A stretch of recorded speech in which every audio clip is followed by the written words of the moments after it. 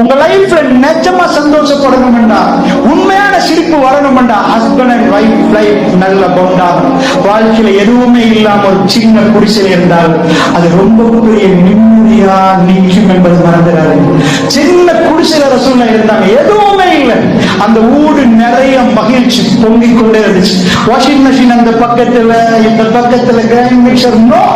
ஆனா அந்த வீடுகள்ல ரசூலுல்லா தந்த மனைவிமார்கள் எப்படி வச்சு பார்த்தாங்க, அவங்க எப்படி நடந்தாங்க, ரசூலுல்லா எப்படி நடந்தாங்க. ஒரு தடவை உதவியாக ரசூலுல்லா போற உதவியாக 1400 பேர் ரசூலுல்லா உம்மு சலமா ரலியல்லாஹு போன பயணம். உங்களுக்கு தெரியும், உம்ராக்கு போனாங்க, உம்ரா செய்ய கிடைக்கல, மக்கத்து காபிர்கள் விரட்டுறாங்க. ரசூலுல்லா சொல்லிட்டாங்க, இப்ப எல்லாருமே தலையை வலிச்சிருங்க, ஹராம் எடுத்துருங்க.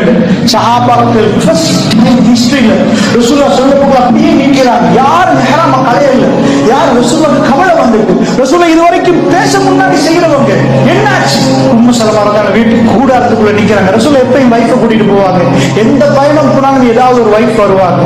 என்ற வாழ்க்கையில என்றைக்கும் அந்த துணை தேவை. சோ போய் கேட்கிறாங்க வைஃப், என்ன வாழ்க்கைன்னு பாருங்க, என்ன கேட்கிறாங்க தெரியுமா? நான் சொல்றேன், அவங்க யாருமே செய்யறாங்க இல்ல, என்ன சொல்றீங்க உம்மு சலமா?